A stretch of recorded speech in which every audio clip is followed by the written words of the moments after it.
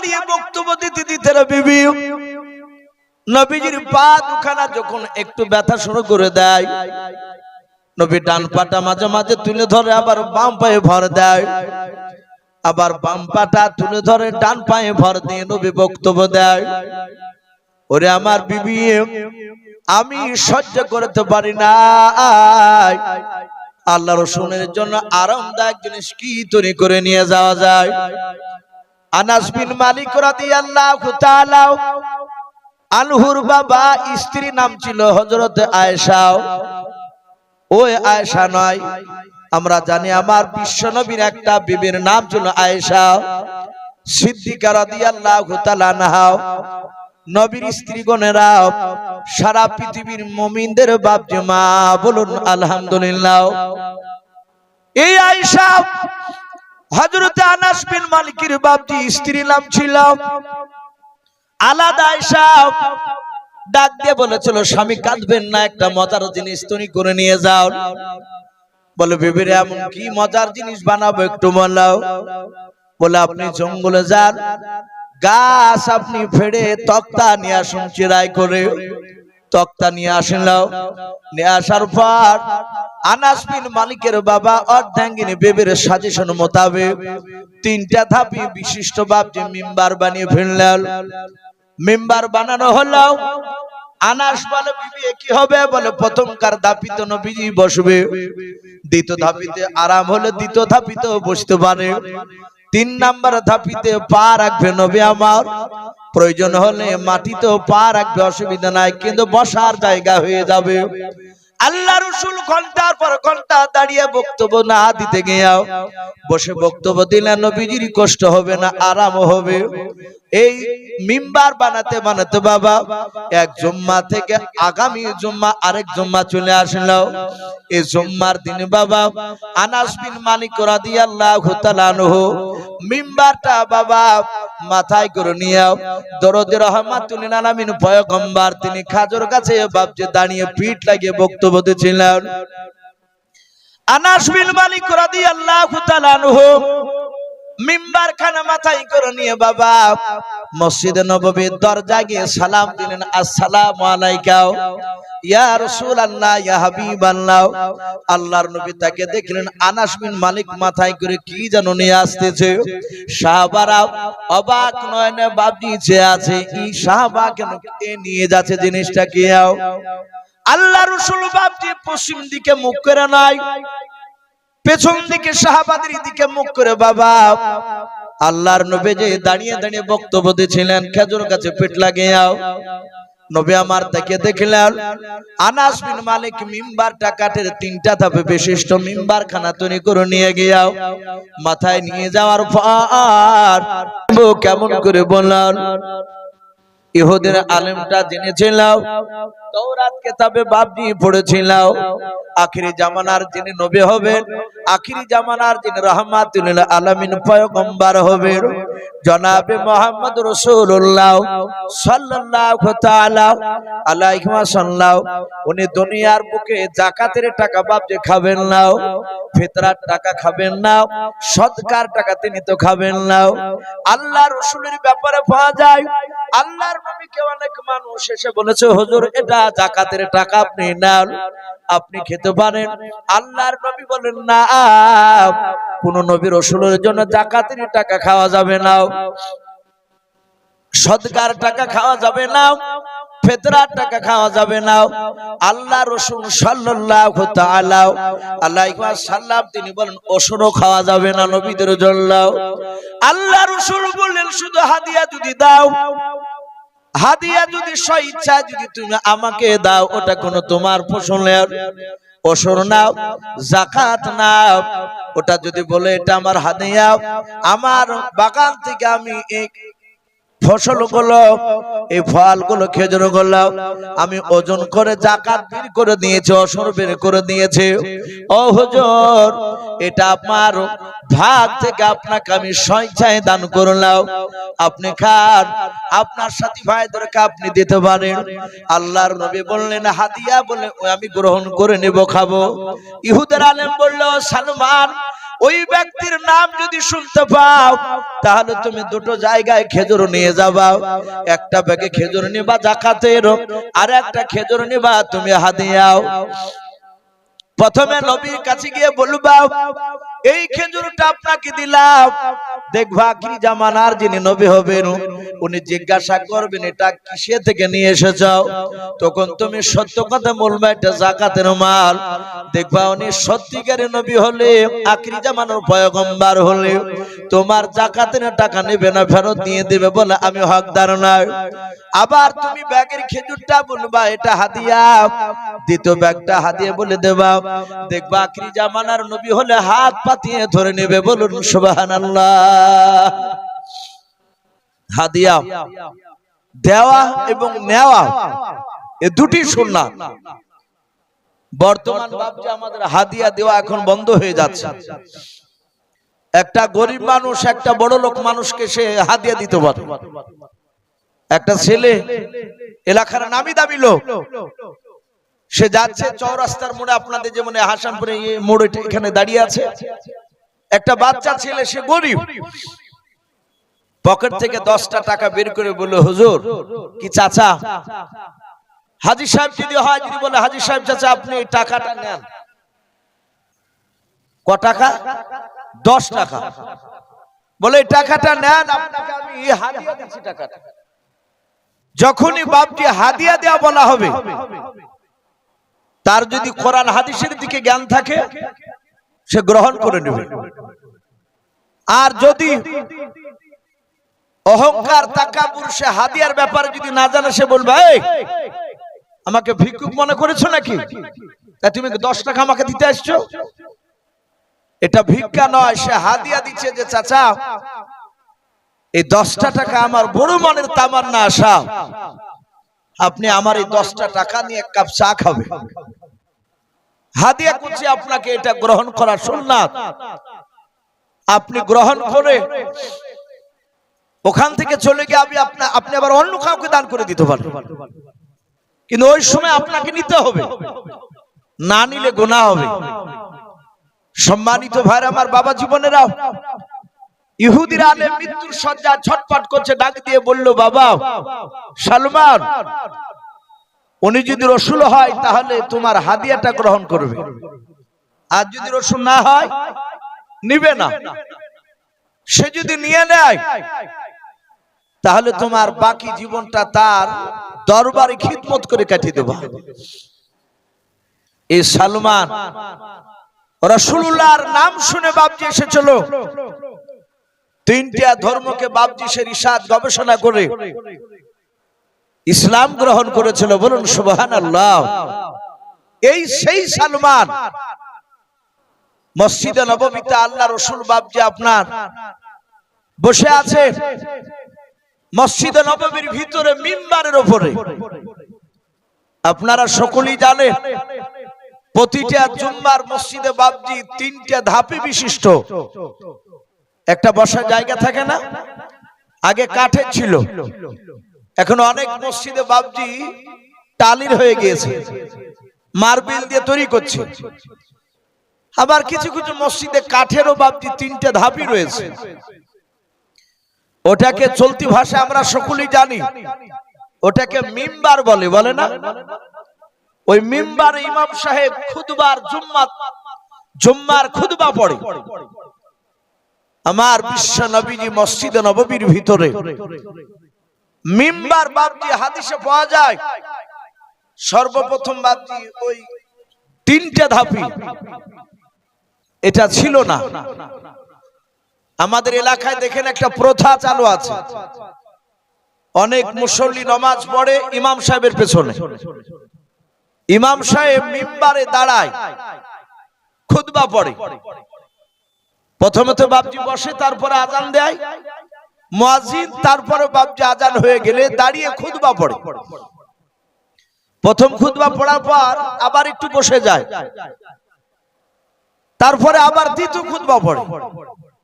তো দেখা যায় অনেক মাওলানা সাহেবরা অপরকার ধাপি বাদ দিয়ে দ্বিতীয় ধাপিতে বসে এবং লাস্টেকার ধাপিতে বাপজি পা দেয় নিচে। যদি কোন ইমাম সাহেব প্রথমকার ধাপিতে বসে যায়, একদম অপরকার 3 নাম্বার, নামাজ পড়া হয়ে গেলে কেউ কেউ আবার প্রশ্ন করে মুসল্লিতে, মাওলানা সাহেব আপনি নবীকে অপমান করলেন না? এই মাওলানা সাহেব বলে, কই না তো, অপমান তো করিনি। বলে, আপনি প্রথমকার ধাপিতে বসলেন কেন? ওখানে আল্লাহ রাসূল বসে বসে বক্তব্য দিত, নবীজি দাঁড়িয়ে বক্তব্য দিতে, বসে বক্তব্য দিতেন ওখানে। তাহলে নবীর যে জায়গায় বসা, ওই জায়গায় আপনার বসা, এটা বেয়াদবি হলো।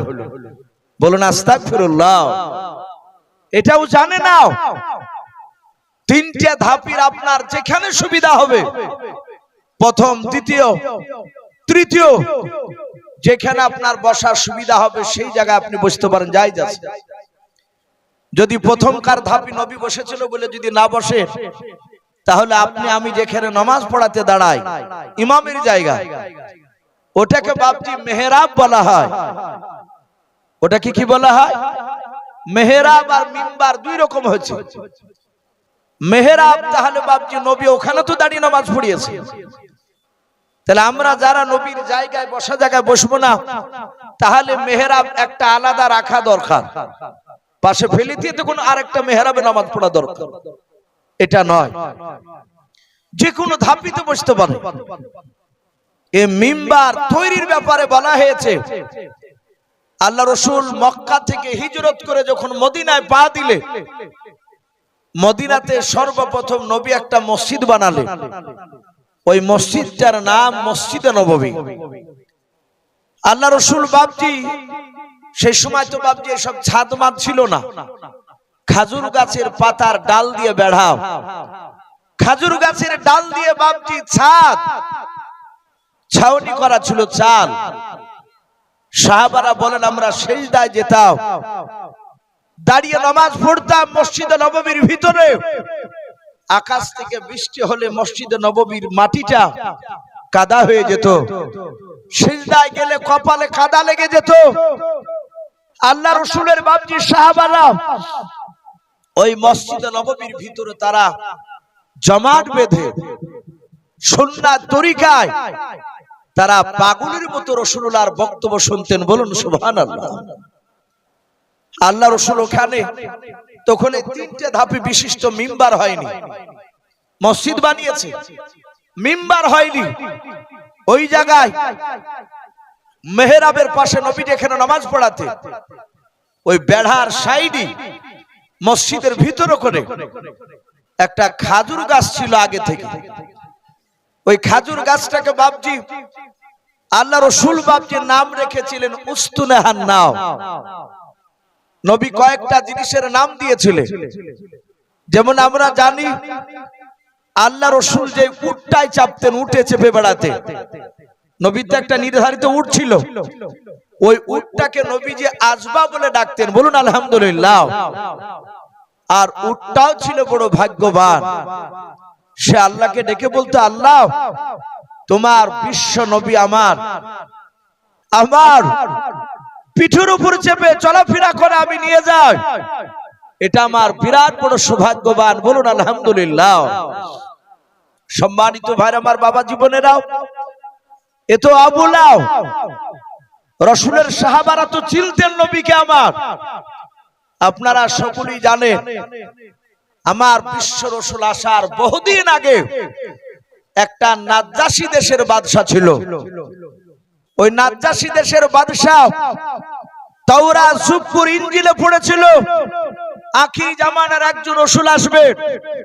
সেই নবী গ্রামের অত্যাচারে থাকতে না পেরে আল্লাহর হুকুমে সে মক্কা ছেড়ে মদিনায় চলে যাবে, মদিনায় চলে যাবে। তাই সঙ্গে সঙ্গে বলা হয়েছে, ওখানে রেখে দে, কোরআন উপরে রাখতে হয়, ওটা লেখা রাখেন, ওটা পরে বলে দাও। মুবারক মন্ডল, যাক, আল্লাহ রাব্বুল আলামিনের নবীর মহব্বতের মাদ্রাসায় মুবারক মন্ডল বলে একটা ছেলে হ্যান্ডিক্যাপ, একটা ফ্যান আর কোরআন শরীফ দান করেছে, দোয়া চেয়েছে। আল্লাহ রাব্বুল আলামিন তাকে শেফায়ে কামিলা দান করুন। বলুন আল্লাহুম্মা আমিন। হায়াতে তয়্যিবা সিহাতে কুল্লিয়া দান করুন, আমিন আল্লাহুম্মা আমিন। আল্লাহ তার রুজি রাজকের বরকত দিন, তার আত্মীয় স্বজন কবর আযাবকে maaf করুন, বলুন আল্লাহুম্মা আমিন। তো ভাই আমি বলছিলাম এই নাজ্জাশী দেশের বাদশা শুনেছে ইহুদির আলেমের কাছে যে নবী মক্কা থেকে মদিনায় যাবে। নাজ্জাশী দেশের বাদশা আল্লাহর নবীজি বাপ যে দুনিয়াতে আসার প্রায় 200, কেউ বলেছেন বাপ যে আপনার 220 বছর বাপ পূর্বে বাদশা মদিনায় এসে বাপ যে একটা জায়গা কিনা আল্লাহর নবীজির নামে ওয়াকফ করেছিলেন, বলুন আলহামদুলিল্লাহ। নবীর নামে বাপজি জায়গাটা কিনেছিলেন। ওই জায়গাটা কেনার পর ওখানে নাজ্জাশী দেশের বাদশা বাপ যে ঘর বানিয়েছিল। আল্লাহর নবীজি মক্কা থেকে মদিনা যেদিন চলে আসবেন, আল্লাহ রাসূল যেন কোন মানুষের বাড়িতে যেন না যায়। আল্লাহর নবীর নামে যে জায়গাটা দান করেছি, ঘর বানিয়ে দিয়েছে, এই ঘরে থাকবে। ও বাপজি ভাইয়েরা, আল্লাহর নবী যেদিন মক্কা ছেড়ে মদিনায় চলে যায়, এক নাই দুই নাই 13 দিন ধরে বাপজি সময় লেগেছিল মদিনাতে পৌঁছাতে, বলুন সুবহানাল্লাহ। আল্লাহ রাসূলের বাপজি খুশির খবর তারা মদিনাবাসীরা শুনতে পেয়েছে। সব মদিনার বাপজি বয়স্ক লোকেরা আল্লাহর নবীজিকে বাপজি আপনার সালাম দেওয়ার জন্য তারা রাস্তার দুই ধারে বাপজি তারা টাপ্পুর মেরে দাঁড়িয়ে আছে। আল্লাহর নবীজি রাস্তা দিয়ে আসবে, নবীর চেহারাখানা দেখবো, নবীকে সালাম দেব। ও বাপজি ভাইয়েরা, ছোট ছোট বাচ্চা ছেলেরা ডাক দিয়ে বলল, আব্বা ও চাচা আপনারা কেন দাঁড়িয়ে আছেন? মদিনার লোকেরা সবাই নবীজির এত পাগল ছিল, আল্লাহ রাসূলের ব্যাপারে ডাক দিয়ে বলল, বাবা তোমরা জানো না সারা পৃথিবীর শ্রেষ্ঠ নবী জনাবে মুহাম্মদ রাসূলুল্লাহ সাল্লাল্লাহু তাআলা আলাইহি ওয়াসাল্লাম মক্কা থেকে মদিনাতে আসতেছে। ওই নবীকে আল্লাহ রাব্বুল আলামিন সারা পৃথিবীর চেয়ে দামি নবী বানিয়েছে। বাচ্চা ছেলেরা বলল, আব্বা আমরা দেখতে চাই, আমরাও নবীজিকে সালাম দেব। কিতাবে পাওয়া যায় সিরাতে হালবিয়া বলে বাপজি একটি কিতাব ওলামে দেওবন্দের লেখাও, তাতে এসেছে বাবা বাচ্চা ছেলেরা মদিনার রাস্তার ধারে বাবা খাজুর গাছ ছিল। ওই খাজুর গাছে বাপজি তারা উপরে উঠেছে, খাজুর গাছের বাপজি ডাল ধরে আল্লাহর নবীজিকে দূর থেকে বাপজি আগে দেখার জন্য তারা মদিনার সব বাচ্চা ছেলেরা তারা আল্লাহ রাসূলের কে বাপজি দেখার জন্য দাঁড়িয়ে আছে খাজুর গাছে উঠে। আল্লাহ রাসূল যখন মদিনাতে বাপজি পৌঁছালেন, আল্লাহ রাসূলের বাপজি আপনার ওটের উপর নবীজি চেপে আছেন। হাজার হাজার বাপজি মদিনাবাসীরাও সবাই আল্লাহর নবীজিকে সালাম দিলেন। আল্লাহর নবীজির কাছে বাপজি বয়স্ক লোকেরা দেশের মোড়লেরা ডাক দিয়ে বলেছিল, ওগো আল্লাহর রাসূল আমার একটা না দুইটা না আমার 10 খানা ঘর রয়েছে 10 জায়গায়। ওগো আল্লাহর নবী যে আপনি চলুন আমার 10টা ঘর আপনি দেখার পর যেটা মন চাইবে ওটাই আপনি থাকবেন, আপনাকে দান করে দেব। ও নবীজি আপনাকে ঘরটা ছেড়ে দিব, চিন্তা করবেন না, আপনি আপনার বন্ধু আবু বকর সিদ্দিক রাদিয়াল্লাহু তাআলা আনহুকে নিয়ে থাকবেন, এতে কোনো আপত্তি বাধা থাকবে না। ওগো নবী আপনাকে একেবারে দিয়ে দিলাম। অন্য মুরুল ডাক দিয়ে বলেন, ভাই তোমার চেয়ে আমার দামি ঘর রয়েছে, আমার ঘরটা দেব। এভাবে বাপজি মদিনার সব লোকেরা ঘর নবীজিকে দেওয়ার জন্য বাপজি ঝামেলা শুরু করে দিয়েছে। ও আল্লাহর নবীজিকে ডাকে, ও আল্লাহর নবীজিকে ডাকে। আল্লাহ রাসূল দেখলেন এত মহব্বত করেছে মদিনার মানুষেরাও, বাচ্চা ছেলেরা বাবা সালাম দিয়ে খাজুর গাছ থেকে বাপজি নিচে নেমে পড়ল। আল্লাহর নবীজির চারিদিকে বাবা বাচ্চা ছেলেরা বাপজি ঘুরতে চার নবীজির সাথে হেঁটে হেঁটে হেঁটে যাচ্ছে। আল্লাহর দরুদ নবী আমার মদিনার মানুষের দিকে ভাবছে তাকাচ্ছেন, বাচ্চা ছেলেদের দিকে ভাবছে তাকাচ্ছেন। কিতাবে পাওয়া যায় একটা বাচ্চা ছেলের নবী আমার হাত ওখানে ধরলেন। তার কিতাবে ভাবছে পাওয়া যায় বয়স প্রায় 4.5 বছর ভাবছে বয়স ছিল। 4.5 বছরের বাচ্চা ছেলেটার নবী যে হাত ওখানে ধরে বাবা নবী তাকে কোলে তুলে নিলেন। বিশ্ব নবীর পবিত্র জবান দিয়া আল্লাহর নবীজি ওই বাচ্চা ছেলেটার ভাবছে কপালে চুমা দিয়ে দিলেন। আল্লাহ রাসূলের ভাবছে আপনার যখন কপালে বরকতি মা চুমা লেগেছে, বাচ্চা ছেলেটা ভাবছি বড় ভাগ্যবান। আল্লাহ রাসূল ভাবছে কান্না করতেছে, বাচ্চা ছেলেটার দিকে দেখে কান্না করতেছে। হযরতে আবু বকর সিদ্দিক রাদিয়াল্লাহু তাআলা আনহু তিনি বলেন আমি নবীর সঙ্গে মক্কা থেকে যখন মদিনা যখন নবীর সাথে সাথে যাচ্ছিলাম, দিনের বেলা লুকাতাম যেন কাফেররা যেন দেখতে না পায়। আবার যখন কাফেররা আড়াল হয়ে যেত তখন আবার দৌড়াতে লাগতাম, আবার রাত্রিবেলায় দৌড়াতাম। আল্লাহ রাসূলের বন্ধু আবু বকর বলেন আমি বিশ্ব নবীর চেহারার দিকে চেয়ে চেয়ে দেখতাম। দরুদ নবী আমার একবার সামনের দিকে পা ফেলেন বাবা, আল্লাহর নবীজি পেছন দিকে ঘুরে মক্কার দিকে তাকায় আর কাঁদেন। আবু বকর বলেন নবী গো, মক্কা থেকে আমার বাড়ি থেকে বেরোনোর পর ও নবীজি আপনাকে মদিনা রাস্তা পর্যন্ত লক্ষ্য করে দেখলাম, আপনি বারবার পেছন দিকে ঘুরে ঘুরে কেন তাকাচ্ছেন আর কান্না করেছেন বলেন? আল্লাহর নবী বলেন ওরে আবু বকর শুনে না আমি পেছন দিকে কেন ঘুরে তাকাই তুমি জানো না? বলে নাও ওরে আবু বকর আমার মাতৃভূমি আমি মক্কায় জন্ম নিয়েছি রে আবু বকর, বড্ড ভালোবাসি আমার দেশকে আমার জন্মস্থানকে। আমার আবু বকর মক্কার মানুষেরা ওরা আমাকে চিনতে পারলো না, আমি যে রাহমাতুল আলামিন পয়গম্বর তারা চিনতে পারলো না, ওরা আমাকে তাড়িয়ে দিল। আল্লাহ আমাকে হুকুম করেছেন আর মক্কাতে তোমাকে কষ্ট করতে হতে হবে না, তোমাকে আর মার খেতে দেব না, তুমি চলে যাও মদিনায়। আল্লাহ রাসূল ভাবছে মদিনার মাটিতে পা দেওয়ার পর নবী কান্না করতে করতে বাবা একটা বাচ্চা ছেলেকে তুলে নিয়ে গালে মুখে চুমা দিয়ে আল্লাহর নবীজির ভাবছি চোখের পানিটা বাচ্চা ছেলেটাও বাবা নবীজির পাগড়ি দিয়ে চোখের পানি মুছাচ্ছেন, বলুন সুবহানাল্লাহ। সমস্ত ছেলেরা অন্য অন্য মদিনাবাসীরা তারাও তাকিয়ে আছে, নবীজি কোলে নিয়েছে। আল্লাহর নবী বলেন বাবা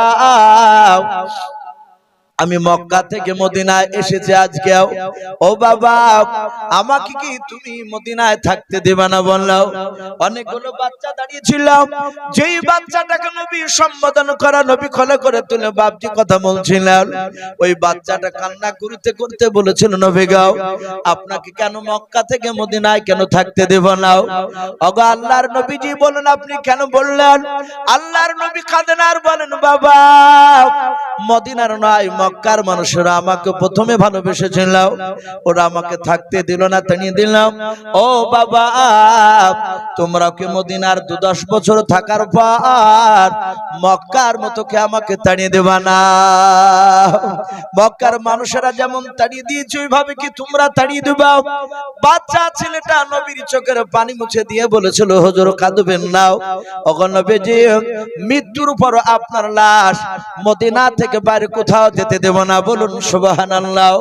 ও বাপজি ভাইরাও সে মদিনায় পৌঁছানোর পর সব মদিনাবাসীরা আপন আপন বাপজি নবীজিকে বাড়ি ছেড়ে দিতে চাইছে। আল্লাহ রাসূল ডাক দিয়ে বলেন ওগো আমার বন্ধুরাও, ওগো মদিনার সাহাবা সাহাবিয়ারাও, আমি কারো বাড়িতে আমি যাব না, আমি কারো বাড়িতে আগে যাব না। বলে হুজুর তাহলে আপনি কোথায় আশ্রয় নেবেন, আপনি কোথায় থাকবেন বলেন?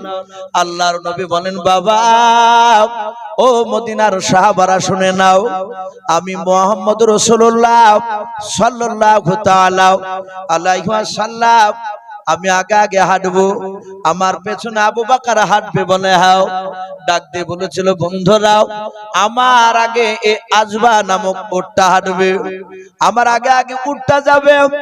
এই সাহাবারা শুনে নাও, এই মদিনার বাড়িগুলো অনেক রয়েছে। আমার এই পালিত এই যে উটটা, আমি যে উটের উপর চাপে, তোমরা কেউ ডাকবে না। উটটা মদিনার রাস্তা অলিগুলি ঘুরতে ঘুরতে ঘুরতে ঘুরতে যার বাড়ির দরজা গিয়ে থাকবে, ওই বাড়িতে তোমার রসুল থাকবে। বলুন সুবহানাল্লাহ। সব মদিনার বাসীরা চুপচাপ, কিছু বলে নাই। আল্লাহর নবী জনাবে মুহাম্মদ রাসূলুল্লাহ সাল্লাল্লাহু তাআলা আলাইহি ওয়াসাল্লাম তিনি উটের পেছন পেছন হেঁটে যায়। আসবা নামক উটটা হাঁটতে হাঁটতে হাঁটতে হাঁটতে বাবা মনে হচ্ছে উটটা বাড়ি চিনে গিয়েছিল। এই বাড়ি থেকে আর এক বাড়ি যায়, আর এক বাড়ি থেকে আর এক বাড়ি যায়, ভাবে যেতে যেতে বাবা মদিনায় ঘুরে ঘুরে বাবা আবু আইয়ুব আনসারী বলে একজন নবীর সাহাবা, ওনার বাড়ির দরজা গিয়ে উটটা বসে গেল। বলুন সুবহানাল্লাহ। আল্লাহর নবী বলেন, আবু আইয়ুব আনসারী, এই বাড়ি তোমার, তাহলে তোমার বাড়িতে থাকবো। আবু আইয়ুব আনসারী কেঁদে কেঁদে বলেছিল, হুজুর ওগো আল্লাহর নবী, যে আমার এই বাড়ি নাই। বলে কেন, তুমি তো থাকো এই বাড়িতে। বলে থাকে, এটা সত্য, শুনে না, এই বাড়িকে আমি পাহারাদার হিসাবে থাকতাম। বলুন সুবহানাল্লাহ। ও নবীজি, আপনার বাড়ি, এটা আপনার বাড়ি। বলে আমার বাড়ি কেমন করে হলো? আমি তো সর্বপ্রথম আজকে মদিনাতে আসলাম, এর আগে এসে তো আমি মদিনার জায়গা আমি কিনি নাই, কেন আমার বাড়ি হলো বলাও? কেমন করে হলো বলাও? আবু আইয়ুব আনসারী বলেছিল, হুজুর আপনি দুনিয়াতে আসার বহুদিন আগে একটা নাজ্জাশী দেশের বাদশা আপনার নাম শোনার পর আপনার মহব্বতে থাকতে না পেরে আপনি যে মক্কা ছেড়ে মদিনা আসবেন, এটা অন্য অন্য সহিফা কিতাবে দেওয়া ছিল, আসমানি কিতাবে দেওয়া ছিল। ও নবীজি, সে নাজ্জাশী দেশের বাদশা মদিনা এসে একটা জায়গা, এই জায়গাটা কিনে বাড়ি করে পালাক্রমে ভাবে মানুষকে পাহারা দিত, তার দরবার থেকে টাকা দিত। ওগো নবীজি, এই বাড়ির পালা বর্তমান আবু আইয়ুব আনসারীর পড়েছে। নবী গো, এই বাড়ি আমার নয়, কারণ একমাত্র আপনার বাড়ি। বলুন সুবহানাল্লাহ। ও বাপজি ভাইরা, আমি বলছিলাম সেই নবী মক্কা থেকে যাওয়ার পর মদিনায় বাপজি মসজিদ তৈরি করার পর আল্লাহর দরুদে নবীজি বাপজি দাঁড়ানোর জায়গা ছাড়া বসানোর জায়গা নাই, মিম্বার তৈরি হয় নাই। আল্লাহর নবীজি গাছটার বাপজি নাম রেখেছিলেন উস্তুনে হান্না। কি নাম বললাম? খাজুর গাছটার নাম দিয়েছিলেন উস্তুনে হান্না। আল্লাহর নবী যে সাহাবাদেরকে নিয়ে নামাজ পড়ানোর পর সাহাবারা মসজিদ থেকে বাপজি তাড়াতাড়ি বেরোতেন না। বলুন সুবহানাল্লাহ। কারণ নবী মসজিদকে ভালোবাসে। আল্লাহ রাসূল বাপজি সাহাবাদেরকে বসে রেখে ঘন্টার পর ঘন্টা নবী বান করতেন, বক্তব্য করতেন। ওই উস্তুনে হান্না খাজুর গাছটায় বাবা পিঠ লাগিয়ে দাঁড়িয়ে দাঁড়িয়ে বক্তব্য দিতেন। সাহাবারা চাতক পাখির ন্যায় চেয়ে আল্লাহর নবীজির মুখের দিকে চেয়ে বক্তব্য শুনতেন। বলুন সুবহানাল্লাহ। মিম্বার তৈরি হয়নি, সাহাবারা কেউ জানে না আল্লাহ রাসূল মিম্বার নয়, খাজুর গাছটা এইভাবে পিঠ লাগিয়ে দিয়ে দাঁড়িয়ে দাঁড়িয়ে নবী সাহাবাদের সামনে বক্তব্য রাখার সাহাবারা ফেলফাল করে নবীর চেহারার দিকে চেয়ে তারা ঘন্টার পর ঘন্টা বাপজি বক্তব্য শুনছেন। সাহাবার মধ্যে থেকে একজন বিশিষ্ট সাহাবা, যিনার নাম হযরতে আনাস বিন মালিক রাদিয়াল্লাহু তাআলা আনহু। এই সাহাবার আশা করি নাম শুনেছেন। উনি দামি সাহাবা। উনি মজলিসের মসজিদে নববীর মাঝখানে বসেছিলেন। আমরা অনেক মানুষ বাপজি যে সামনে থাকে একসঙ্গে একইভাবে তার চেহারা দেখিনি। কেউ পায়ের দিকে তাকায়, কেউ মুখের দিকে তাকায়, কেউ হাতের দিকে তাকায়। সাহাবা সালমান বলেন, আমরা সবাই নবীর চেহারার দিকে চেয়েছিলাম। হঠাৎ করে নবীর পায়ের দিকে আমার নজর পড়ল। নবীজিকে দেখলাম, নবী দাঁড়িয়ে বক্তব্য দিতে দিতে নবীর এই ডান পাটা একটু মাটি থেকে একটু উপর উঠে গেল। নবী বাম পায়ে ভর দিয়ে বেশ কিছুক্ষণ ধরে বক্তব্য দিলেন। তারপরে আবার দেখলাম নবী ডান পাটা মাটিতে চাপ দিয়ে ভর দিয়ে বাম পাটা আবার একটু উঁচু করে ধরলেন। সাহাবা আনাস বিন মালিক রাদিয়াল্লাহু তাআলা আনহু নবীর এই কষ্ট উনি বুঝতে পেরেছেন। নবী বসার জায়গা নেই, নবী দাঁড়িয়ে পিঠ লেগে বক্তব্য দেয়। আল্লাহ রাসূলের বক্তব্য শেষ হয়ে গেল, নবী বক্তব্য মজলিস শেষের দোয়া করে দিলেন। সাহাবারা সকলেই বাড়ি চলে গেলেন। রহমতের নবী, দরদি নবী আমার সঙ্গে সঙ্গে বাবা সাহাবা আনাস বিন মালিক তিনি বাড়িতে গিয়ে কান্না করেছেন। রাসূলের কষ্ট সাহাবারা সহ্য করতে পারতেন না। এমনি বাপজি সাহাবারা দামি হয়নি, সাহাবার নাম লিলি রাদিয়াল্লাহু তাআলা আনহু বলে না, আবু বকর সিদ্দিক রাদিয়াল্লাহু তাআলা আনহু, ওমর ফারুক রাদিয়াল্লাহু তাআলা আনহু। আপনি আমি মরে গেলে রাদিয়াল্লাহু তাআলা আনহু বলা যাবে বাপ? বলা যাবে না। সাহাবারা নবীর ব্যবহারে, সাহাবার ব্যবহারে নবী এত খুশি হয়েছিলেন, সাথে সাথে আমার আল্লাহ সাহাবাদের উপর রাজি হয়েছিলেন। বলুন সুবহানাল্লাহ। আনাস বিন মালিক রাদিয়াল্লাহু তাআলা আনহু তার স্ত্রীর কাছে গিয়ে কাঁদছেন। ওনার স্ত্রী বলছেন, ওগো প্রাণের স্বামী আপনি কাঁদছেন কেন? আনাস বিন মালিক রাদিয়াল্লাহু তাআলা আনহু বলেন, শুনে নাও, আমি নবীজির দরবারে কয়েক ঘন্টা ধরে বসেছিলাম। আল্লাহ রাসূল দাঁড়িয়ে বক্তব্য দিতে দিতে বিবি নবীজির পা দুখানা যখন একটু ব্যথা শুরু করে দেয়, নবী ডান পাটা মাঝে মাঝে তুলে ধরে আবার বাম পায়ে ভর দেয়, আবার বাম পাটা তুলে ধরে ডান পায়ে ভর দিয়ে নবী বক্তব্য দেয়। ওরে আমার বিবি, আমি সহ্য করতে পারি না। আল্লাহ রাসূলের জন্য আরামদায়ক জিনিস কি তৈরি করে নিয়ে যাওয়া যায়? আনাস বিন মালিক রাদিয়াল্লাহু তাআলা আনহুর বাবা স্ত্রী নাম ছিল হযরত আয়েশা। ওই আয়েশা নয়, আমরা জানি আমার বিশ্বনবীর একটা বিবির নাম ছিল আয়েশা সিদ্দিকা রাদিয়াল্লাহু তাআলা আনহা। নবীর স্ত্রীগণেরা সারা পৃথিবীর মুমিনদের বাপ মা, বলুন আলহামদুলিল্লাহ। এই আয়েশা হযরত আনাস বিন মালিকের বাপজি স্ত্রীর নাম ছিল আলাদা আয়েশা। ডাক দিয়ে বলেছিল, স্বামী কাঁদবেন না, একটা মজার জিনিস তৈরি করে নিয়ে যাও। বলে বিবিরে এমন কি মজার জিনিস বানাবো একটু বলো। বলে আপনি জঙ্গলে যান, গাছ আপনি ফেড়ে তক্তা নিয়ে আসুন, চিরাই করে তক্তা নিয়ে আসেন। নিয়ে আসার পর আনাস বিন মালিকের বাবা অর্ধাঙ্গিনী বেবির সাজেশন মোতাবেক 3টা ধাপি বিশিষ্ট বাপজি মিম্বার বানিয়ে ফেললেন। মিম্বার বানানো হলো। আনাস বলে, বিবি কি হবে? বলে প্রথমকার ধাপিতে নবীজি বসবে, দ্বিতীয় ধাপিতে আরাম হলে দ্বিতীয় ধাপিতে বসতে পারে, 3 নাম্বার ধাপিতে পা রাখবে নবী আমার, প্রয়োজন হলে মাটিতেও পা রাখবে, অসুবিধা নাই, কিন্তু বসার জায়গা হয়ে যাবে। আল্লাহ রাসূল ঘন্টার পর ঘন্টা দাঁড়িয়ে বক্তব্য না দিতে গিয়েও বসে বক্তব্য দিলেন, নবীজির কষ্ট হবে না, আরাম হবে। এই মিম্বার বানাতে বানাতে বাবা এক জুম্মা থেকে আগামী জুম্মা আরেক জুম্মা চলে আসলো। এই জুম্মার দিন বাবা আনাস বিন মালিক রাদিয়াল্লাহু তাআলা আনহু মিম্বারটা বাবা মাথায় করে নিয়ে দরদে রহমাতুল লিল আলামিন পয়গম্বর তিনি খাজর গাছে বাপজি দাঁড়িয়ে পিঠ লাগিয়ে বক্তব্য দিয়েছিলেন। আনাস বিন মালিক রাদিয়াল্লাহু তাআলা আনহু মিম্বার খানা মাথায় করে নিয়ে বাবা মসজিদে নববীর দরজা গিয়ে সালাম দিলেন, আসসালামু আলাইকা ইয়া রাসূলুল্লাহ ইয়া হাবিবাল্লাহ। আল্লাহর নবী তাকে দেখলেন আনাস বিন মালিক মাথায় করে কি যেন নিয়ে আসতেছে। সাহাবারা অবাক নয়নে বাপজি যে আছে, এই সাহাবা কেন নিয়ে যাচ্ছে, জিনিসটা কি? আল্লাহ রাসূল বাপজি পশ্চিম দিকে মুখ করে নাই, পেছন দিকে সাহাবাদের দিকে মুখ করে বাবা আল্লাহর নবী যে দাঁড়িয়ে দাঁড়িয়ে বক্তব্য দিয়েছিলেন, খেজুর গাছে পিঠ লাগিয়ে নবী আমার তাকে দেখলেন।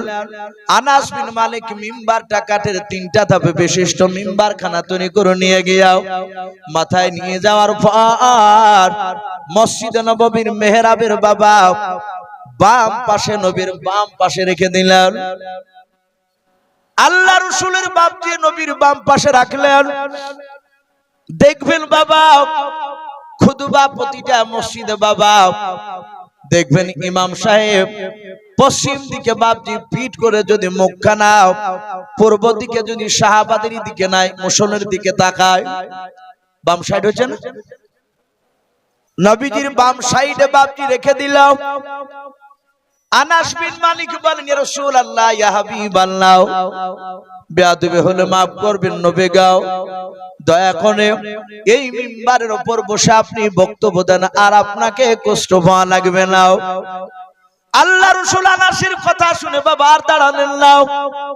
খাজুর গাছে পিঠ লাগানো ছিল, খাজুর গাছ থেকে বাবা আলাদা হয়ে মিম্বারের বাপ যে আপনার প্রথম কার ধাপিতে একদম ওই উপরকার ধাপিতে বসে গেলেন। নবী আমার তৃতীয় ধাপিতে বাপ যে পা দিলেন। আল্লাহর নবীজি কিছুক্ষণ বসে থাকার পর আনাস বিন মালিক তিনি মাঝখানে বসে আছেন, নবীর চেহারার দিকে চেয়ে আছেন। নবী আমার খুশি হলো না বেজার হলো দেখে? সব সাহাবারা বাপজি চেয়ে আছে। আল্লাহর নবী মিম্বারে বাবা বসার পর পবিত্র হাত ওখানা দিয়ে বাপজি মিম্বার তার হাত বোলালেন। বোলানোর পর নবী আমার আনাস বিন মালিকের দিকে চেয়েছে, মুচকে মুচকে হাসতেছেন। বলুন সুবহানাল্লাহ। হযরত আবু বকর সিদ্দিক রাদিয়াল্লাহু তাআলা আনহু নবীর ডান পাশে বাপজি বসা ছিল। আমার নবীজির মুচকে মুচকে হাসি দেখে বাপজি লক্ষ্য করুন কোন সাহাবার দিকে তাকে হাসতেছে। আবু বকর বলে, নবীর চেহারার দিকে আর আনাসের দিকে তাকালাও। আনাসের মুখের দিকে চেয়েছে, নবী যে হাসতেছে। আবু বকর চিৎকার করে বলেন, আনাস তুমি বড় ভাগ্যবান। বলুন সুবহানাল্লাহ। কারণ নবীর ব্যবহারে বাপজি নাই, আনাসের ব্যবহারে নবী বাপজি খুশি হয়ে গিয়েছে। আমার আল্লাহ কোরআনে বলেছেন, কুল ইন কুনতুম তুহিব্বুনাল্লাহ ফাত্তাবিউনি ইউহিব্বুকুমুল্লাহ ওয়া ইয়াগফির লাকুম যুনুবাকুম আল্লাহু গফুরুর রহিম। আমার আল্লাহ বলেন, ও নবী আপনি বলে দেন সারা পৃথিবীর আমার বান্দা বান্দীদেরকে বলে দেন, আমার সান্নিধ্য যদি লাভ করতে হয়, আমার জান্নাত যদি নিতে হয়, ও নবীজি আপনি বলে দেন ফাত্তাবিউনি, যেন আপনার ইত্তেবা অনুসরণ করে চলে। বলুন সুবহানাল্লাহ।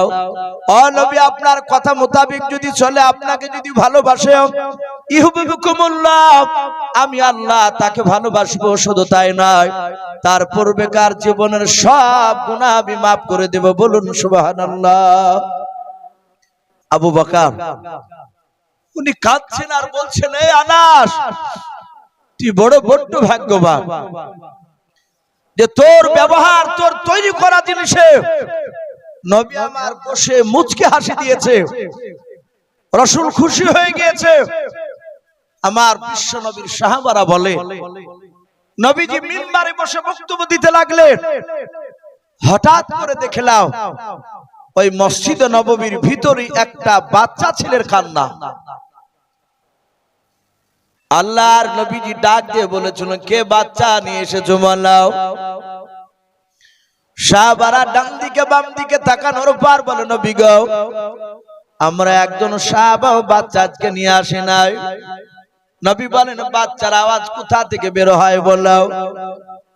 সাহাবারা বলেন, চারিদিকে লক্ষ্য করে কোথাও বাচ্চা দেখতে পেলাম না, কিন্তু বাচ্চা ছেলের শুধু কান্নার আওয়াজ ভেসে আসছে মসজিদের ভেতর থেকে।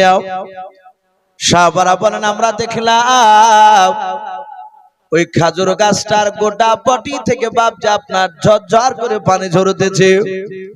কলা গাছে বাবা ঠোকা মারলে যেমন পানি বের হয়, খাজুর গাছটার গোটা বডি থেকে বাপজি পানি বের হচ্ছে। নাও সাহাবা সালমান ফারসি রাদিয়াল্লাহু তাআলা আনহু বলেন, ওই খাজুর গাছটার ভেতর থেকে কান্নার আওয়াজ বেরিয়ে আসছে বাচ্চা ছিলেন। সাহাবা বলেন, নবী গো অন্য কোথা থেকে কান্না বেরিয়ে আসে না, এই খাজুর গাছ থেকে কান্না বেরিয়ে আসতেছে।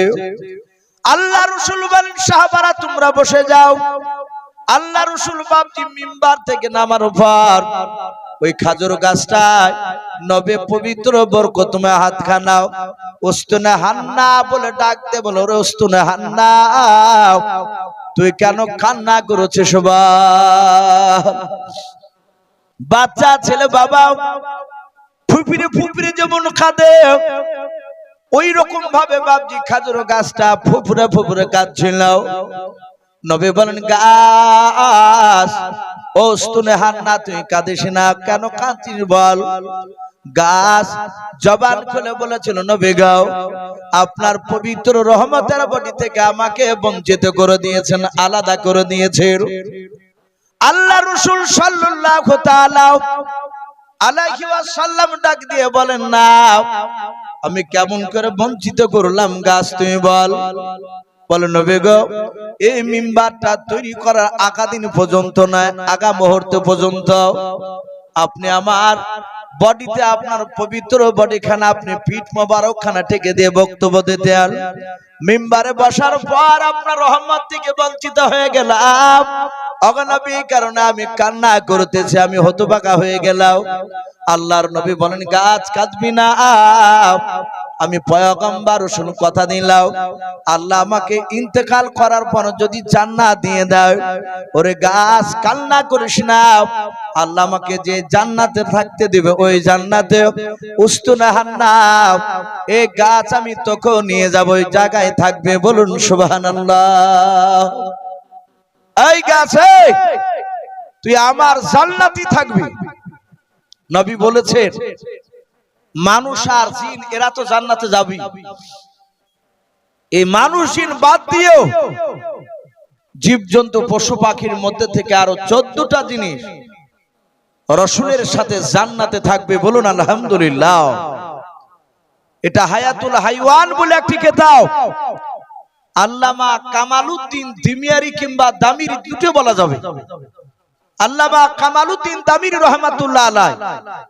হায়াতুল হাইওয়ান নামক কিতাবটিতে বাপজি এই 14টা জীবজন্তু পশু পাখির নাম তুলে ধরেছে সম্মানিত ভাইরা আমার বাবা জীবনেরাও আমি বলছিলাম আল্লাহর দরদি নবী জনাবে মুহাম্মদুর রাসূলুল্লাহ সাল্লাল্লাহু তাআলা আলাইহি ওয়াসাল্লাম বিশ্ব নবী মসজিদে নববীর ভিতরে সাহাবাদেরকে বাপজি বসে রেখেছে সব সাহাবারা বাপজি বসাও রহমতের নবী মিম্বারে বসে সাহাবাদের চেহারার দিকে চেয়ে আছে নবীজি বাপজি কাঁদছেন সাহাবাদের দিকে চেয়ে সাহাবা আবু বকর সিদ্দিক রাদিয়াল্লাহু তাআলা আনহু ডাক দিয়ে বলেন ওগো আল্লাহর রাসূল ফেদা কাবি ওয়া উম্মি নবী আপনার পদতলে আমাদের পিতামাতা বিসর্জন হোক কুরবান হোক নবী আপনার চোখের পানি পড়া আমি সহ্য করতে পারি না হযরত উমর পাশ থেকে দাঁড়িয়ে বলছিল ওগো আল্লাহর রাসূল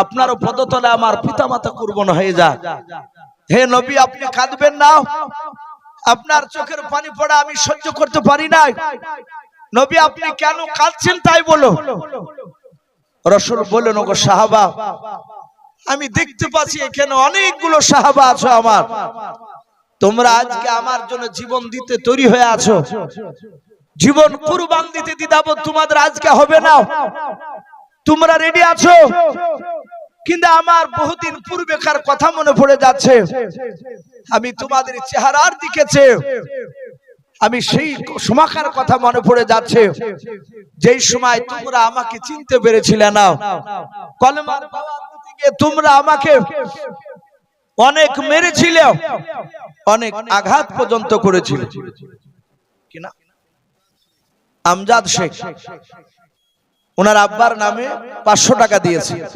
আল্লাহ তার দানকে কবুল করুন আল্লাহুম্মা আমিন বাপজি যারা দিবেন তারা আসুন পাশে লিখে রাখো যেহেতু আমাকে বাপজি আদায় করতে বলেনি আমার পরে আরেকজন বক্তা আছেন আদায় করতে তিনি এসে মূল্যবান কথা রাখবেন যারা দিবে অনেক মানুষ হয়তো প্রয়োজনে হয়তো বাড়ি চলে যেতে পারে তাহলে এখন যদি না দেন তাহলে বাপজি আদায় করার সময় থাকতে পাচ্ছেন না তাহলে মাদ্রাসার টাকাটা আপনি আর পৌঁছাতে পারছেন না এইজন্য বাপজি যাদের ইচ্ছা আছে যে আগে দিব আমরা পাশ দিয়ে আসুন ওখানে খাতাতে লেখা রাখবে শেষের বেলা নামগুলো ঘোষণা করবে ইনশাআল্লাহ আমি বলছিলাম আল্লাহ রসুলের সাহাবারা বলে, নবী গো, আপনাকে তো আর মারে নাই, নবীজি আপনি কাঁদবেন না, আপনি বলুন আপনার এমন কি, ওদিক দিয়ে এমন কি আপনার কথা মনে পড়ে গিয়েছে। নবী ওমরের দিকে তাকালে, বলে সাহাবা, এই ওমর যেদিন আমার উপর ঈমান এনেছিল না, এই ওমর ঈমান আনার আগে আমার কলেমা পড়া সাহাবী আপনারা শুনেছেন ইসলামের ইতিহাসে সর্বপ্রথম জিনাকে হত্যা করা হয়েছিল ঈমান আনার কারণে, কলেমা পড়ার কারণে। তিনি একজন নারী ছিলেন, ওনার নাম কিতাবে লিখেছে সুমাইয়া রাদিয়াল্লাহু তাআলা আনহা। পরে ওনার ছেলেকে হত্যা করেছিল সুমাইয়ার সন্তান হযরতে আম্মার রাদিয়াল্লাহু তাআলা আনহুকে। এই ওমর কলার ধরে টেনে নিয়ে গিয়েছিল। নবী বলেন, সাহাবা আমার ওই দিনের কথাগুলো একটু স্মরণ হয়ে যাচ্ছে, মনে পড়ে যাচ্ছে। ওমর কাঁদানো বলেন, নবীজি আপনি মাফ করবেন, সেই সময় আপনাকে চিনতাম না। আল্লাহ রসুলের সাহাবা আবু বকর আলী রাদিয়াল্লাহু তাআলা আনহুম গুণরা তারা সবাই মিলে ডাক দিয়ে বলেছিল, ওগো হুজুর কাঁদবেন না, আপনি বলুন কেন আমাদেরকে এখানে একত্রিত হতে বলেছেন বলুন। নবী বলেন, সাহাবা আমাকে আল্লাহ পূর্ণাঙ্গ দিন দিয়ে পাঠিয়েছেন, বলুন আলহামদুলিল্লাহ। আল্লাহর নবীকে পাঠিয়ে দেওয়ার পর কোরআনে আল্লাহ বলেছেন, খাতামান নবিয়্যিন, আমি নবুয়তের দরজায় তালা মেরে দিয়েছি, আর কিয়ামত পর্যন্ত নবী রাসূল নতুন করে আসবে না। আসবে? আল্লাহর নবী বলেন, আমি শেষ নবী, আমার পর নবী আসবে না। আল্লাহ রাসূল বলেন, গো সাহাবারা তোমরা আমার জন্য জীবন দিতে তৈরি আছো আমি জানি, শুনে নাও। আমি দেখতে চাই এখানকার সব সাহাবাকে নয়, এই প্রায় কয়েক শত সাহাবা বসে আছে মনে হয়। ওগো আমার সাহাবারাও, এই সাহাবার মধ্যে থেকে একজন সাহাবাকে আমি দেখতে চাই, তাকে আমি কলমার দাঁত নিয়ে যেতে এমন একটা দেশে বলবো যে দেশের বাদশা বেঈমান, ওই দেশের প্রতিটা নাগরিক পর্যন্ত তারা বেঈমান, আল্লাহ রাসূলকে তারা চিনে নাও। ওই দেশে একজন ব্যক্তিকে কলমার দাঁত নিয়ে যাবে, তোমরা বলো। যাহাতে নবী যে বাপ যে জবান দিয়ে বের করলেন কথাটা, সঙ্গে সঙ্গে কয়েক শত সাহাবার মধ্যে থেকে বাবা মসজিদে নববীর মাঝ থেকে একজন সাহাবা, নবীজির মহব্বতের সাহাবা, যিনার নাম পাওয়া যায় দাহিয়াতুল কলবি, বলুন সুবহানাল্লাহ। দাহিয়াতুল কলবি, আবার কে বলেন দাহিয়াতুল কলবি, এ নবীর সাহাবা, খুব হাই র‍্যাঙ্কের সাহাবা ছিল। উনি দাঁড়িয়ে বলছেন, ওগো রাসূল আপনার দ্বীনের দাওয়াত আমি দাহিয়াতুল কলবি একাই নিয়ে যাব। খুবই সুন্দর ছিলেন সাহাবাটা। হাদিসে পাওয়া যায় জিবরিল আলাইহিস সালাম মাঝে মাঝে দাহিয়াতুল কলবির রূপ ধরে, সুরাত ধরে নবীর কাছে ওহী নিয়ে আসতেন, বলুন আলহামদুলিল্লাহ। সাহাবারা ভাবতেন দাহিয়াতুল কলবি আদৌ দাহিয়াতুল কলবি নয়, ওই জিবরিল আলাইহিস সালাম মাঝে মাঝে রূপ ধরতেন ওনার। নবীজি বললেন, তাহলে দাহিয়াতুল কলবি তুমি একাই যাও। বলে, আমি যাওয়ার জন্য তৈরি, আপনি চিঠি লিখে দেন। আমরা সকলেই জানি বিশ্ব নবী চিঠি লিখতে পারতেন না। নবী লেখাপড়া পৃথিবীর কোন মানুষের কাছে করেন নাই, তাই বলে নবীজিকে বাপজি মূর্খ বলা হবে না। নবীর মতে জ্ঞানী গুণী মানুষ এ যাবত পর্যন্ত বাপজি জন্মালছে, বলো জন্মাইনি, আগামীতে কিয়ামত পর্যন্ত জন্মাবে না। এত দামি নবী, আমার বিশ্ব নবীর প্রতিটা কথা বিজ্ঞান সম্মত, বলুন আলহামদুলিল্লাহ। নবীর প্রতিটা কথা আমার বিশ্ব নবীজি চিঠি লিখলেন না, যেহেতু লেখা করেনি, কারো কাছে শিখেনি। নবী জবানি কথা বললেন। নবী দরবারে হযরত আব্দুল্লাহ বিন মাসউদ রাদিয়াল্লাহু তাআলা আনহু বলে নাও, নবীর একজন সাহাবা, উনি হাইটে খুব বড় ছিল না, ছোট ছিল সাহাবা। আব্দুল্লাহ বিন মাসউদ তার পা গুলো বাপজি ছোট ছোট। অনেক সাহাবারা অনেক সময় ইয়ারকি করতো আব্দুল্লাহ বিন মাসউদের পা দুখানাকে লক্ষ্য করে, ছোট পা। নবী বলেছিলেন সাহাবারা আব্দুল্লাহ বিন মাসউদের পা দেখে তোমরা হিয়ানত করো না, ওকে টিটকারি মেরো না, ওকে দেখে হেসো না। আব্দুল্লাহ ইবনে মাসউদের ছোট ছোট পা হতে পারে, কিন্তু আব্দুল্লাহ ইবনে মাসউদের এক একটা পা উহুদ পাহাড়ের সমান ওজন হবে। বলুন সুবহানাল্লাহ। এত দাম নবীর সাহাবা। উনি রাইসুল মুফাসসিরিন, উনি ওহী লিখতেন নবী। আব্দুল্লাহ ইবনে মাসউদ নবীজি ডাকলেন, নবীর দরবারে বসে বসে লিখতে লাগলেন। নবী যা যা বললেন লেখা হয়ে গেল। নবীজির হাতে বাপজি একটা আংটি থাকতো, চাঁদির আংটি, চাঁদির আংটি। ওই আংটিটায় স্ট্যাম্প মারতেন নবীজি কালিতে ডুবি দিয়ে, ওই যে সহি করতে পারতেন না, নবী আংটিটা কালিতে বাপজি ডুবি দিয়ে চিঠির নিচে স্ট্যাম্প মারতেন। ওটা মোহর হিসাবে কাজ হতো সে সময়। ওতে লেখা ছিল লা ইলাহা ইল্লাল্লাহু মুহাম্মাদুর রাসূলুল্লাহ সাল্লাল্লাহু আলাইহি ওয়াসাল্লাম।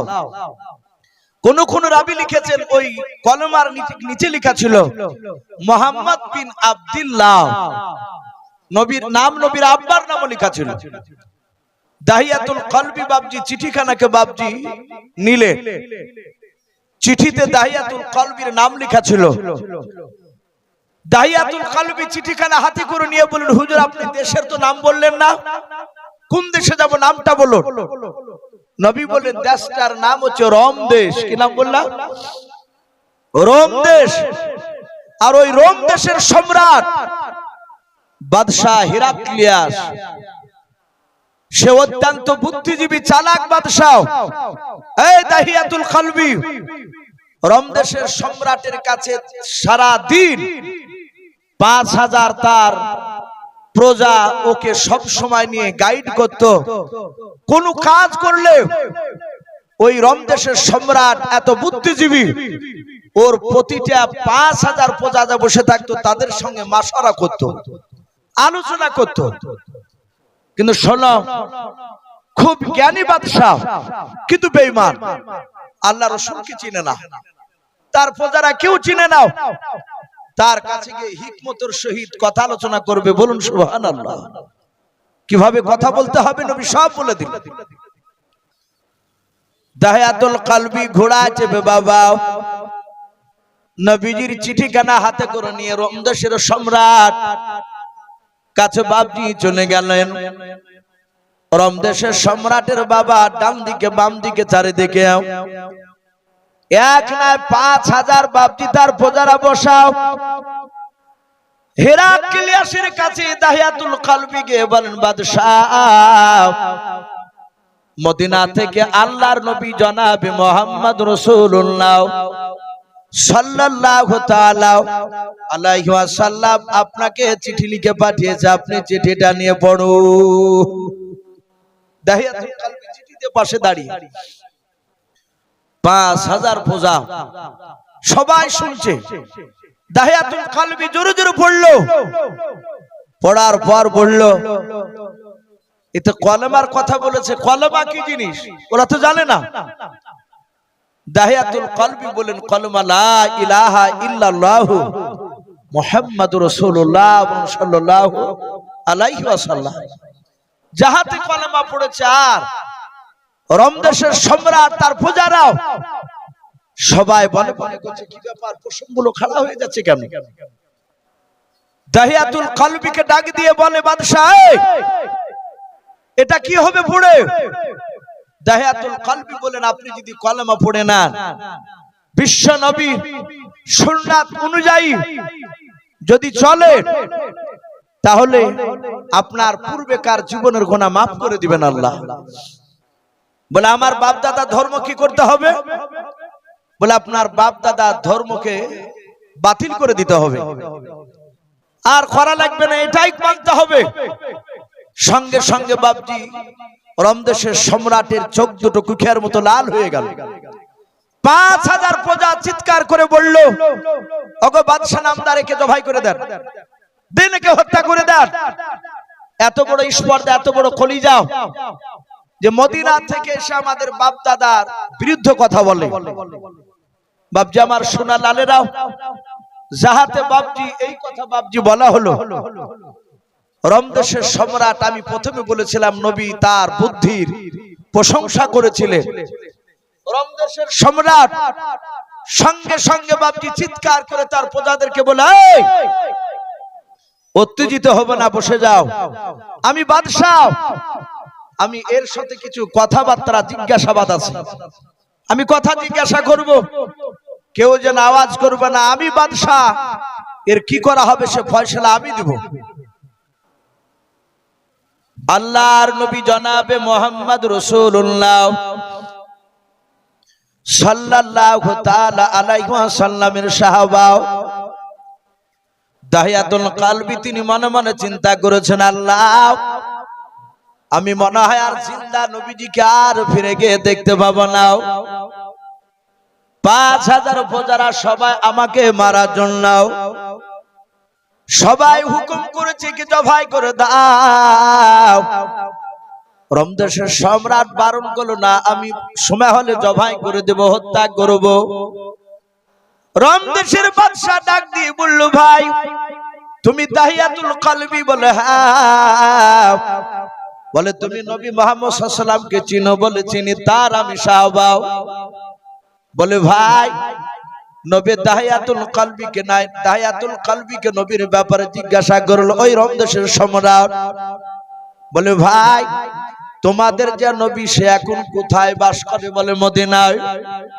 বলে ভাই, মদিনায় বাস করে? বলে হ্যাঁ। বলে মদিনার কোন গ্রামে কোন পাড়ায় জন্ম নিয়েছে একটু বলো। দাহিয়াতুল কলবি বলে, বাদশাহ, আমাদের নবী যে আকা কামলিওয়ালা জনাবে মুহাম্মদ রাসূলুল্লাহ সাল্লাল্লাহু তাআলা আলাইহি ওয়াসাল্লাম, উনি মদিনার কোন মাটিতে জন্ম নেয় নাই। বলুন আলহামদুলিল্লাহ। ডাক দিয়ে রমদেশের বাদশা বলে, কোথায় জন্ম নিয়েছে বলো। দাহিয়াতুল কলবি নবীর সাহাবা আওয়াজ দিয়ে বলেন, বাদশাহ, আমাদের যিনি রাহমাতুল লিল আলামিন পয়গম্বর জনাবে মুহাম্মদ রাসূলুল্লাহ সাল্লাল্লাহু তাআলা আলাইহি ওয়াসাল্লাম, উনি জন্ম নিয়েছেন মক্কা নগরে কুরাইশ বংশে। বলুন সুবহানাল্লাহ। রমদেশের সম্রাট বলে, জন্ম নিয়েছে মক্কায় আর জিন্দা আছে এখন মদিনায়? বলে হ্যাঁ। বলে খেলা এবার জমবে। রমদেশের সম্রাট চিৎকার করে বলে, এই প্রজারাও, 5 প্রজা এসে এই দাহিয়াতুল কলবির হাত পা দড়ি দিয়ে বেঁধে দাও, ই যেন পালাতে না পারে। আমি আর কয়েকটা কথা জিজ্ঞাসা করার পরে, আমি একটু পরীক্ষা করে দেখার পর তোমাদের সকলের সামনে এই নবীর সাহাবাকে হত্যা করা হবে, জবাই করে দেওয়া হবে। দাহিয়াতুল কলবির হাত পা দড়ি দিয়ে বেঁধে দিল। ওনার 2 চোখের কোণা দিয়ে পানি ঝরছে। হারে, বিশ্ব নবীকে আর সালাম দিতে পারবো না।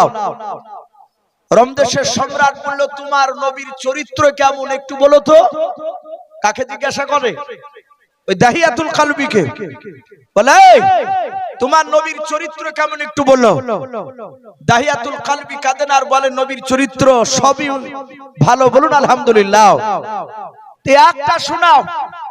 দাহিয়াতুল কলবি 3টা ঘটনা শোনাচ্ছিলেন, তার মধ্যে একটা ঘটনা বলি।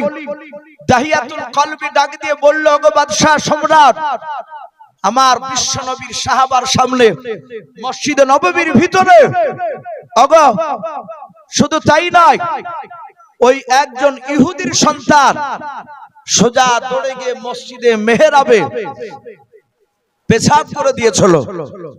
সাহাবা ওমর তাকে জবাই করার জন্য রেডি। নবী বলেন, এই সাহাবা, উত্তেজিত হও না, বসে যাও। ইহুদি বাবা পেশাব করেছে, তার এখন বাধা দিলে ওর পেশাবের গন্ডগোল হবে, শরীরে অসুখ জন্মাবে।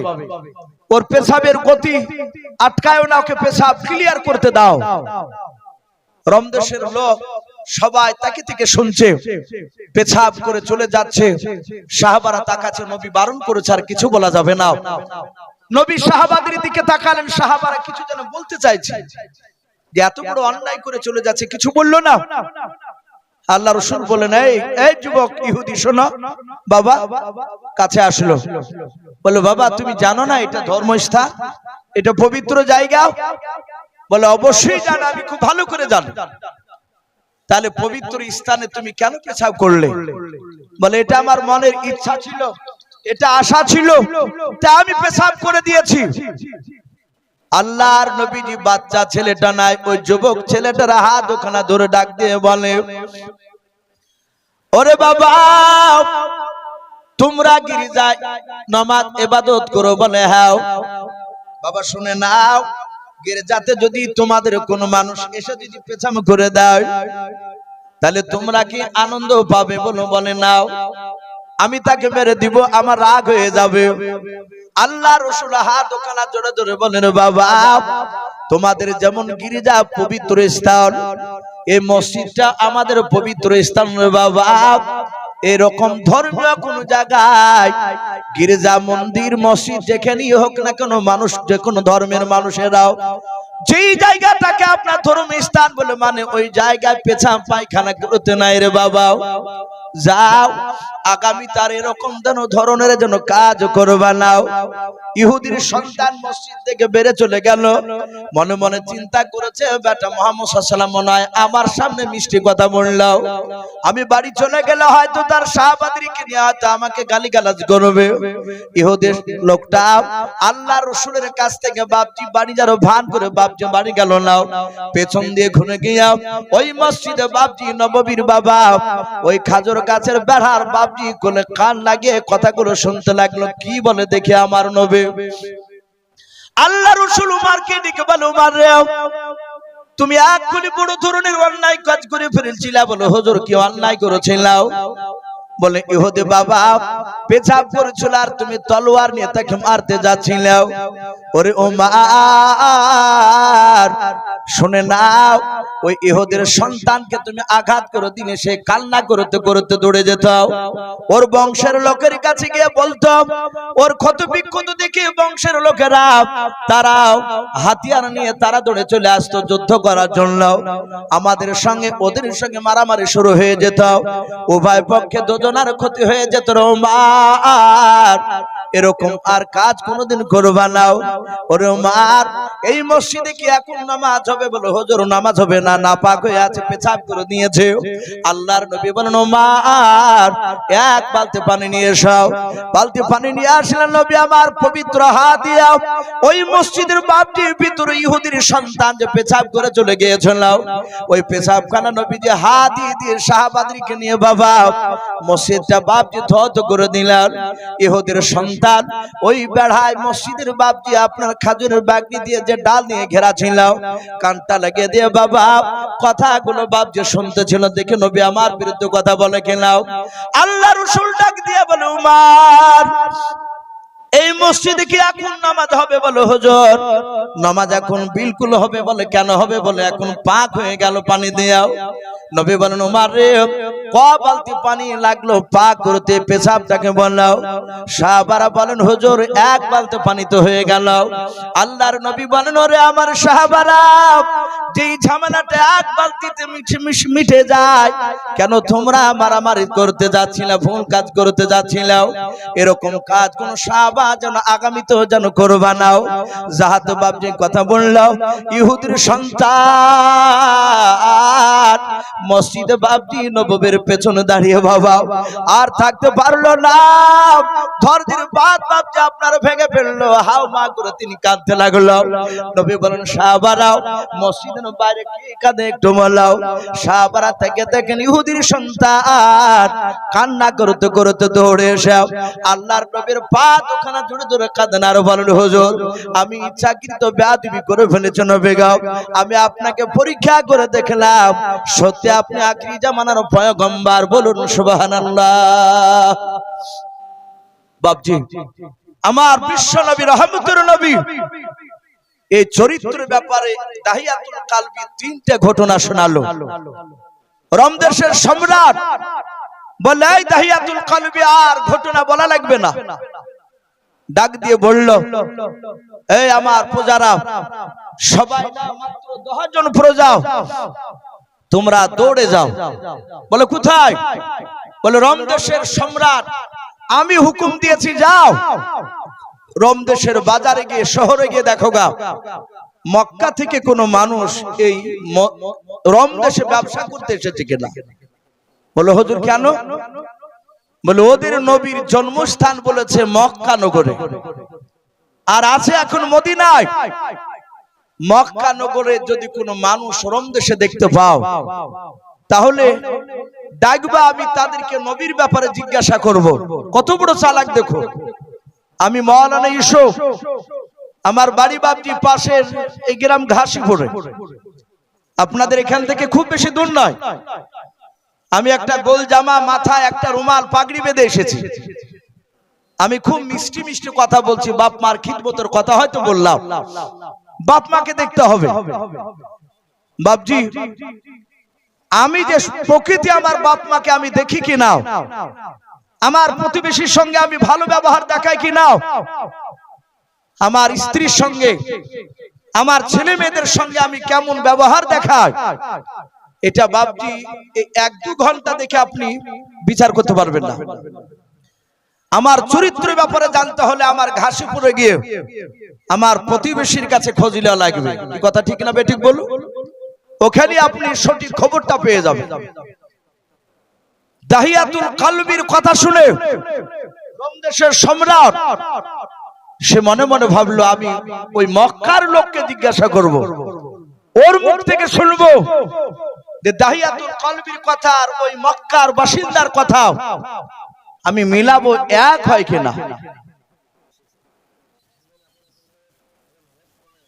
তো ভাই আমি বলছিলাম, যাহাতে বাপজি এই কথাটা জানার জন্য বাপজি রোম দেশের সম্রাট তার 10টা সৈন্যকে পাঠিয়েছে। রোম দেশের বাজারে গিয়ে প্রচার করছে, কেউ আছে মক্কা নগরের লোক? হাদিসে পাওয়া যায়।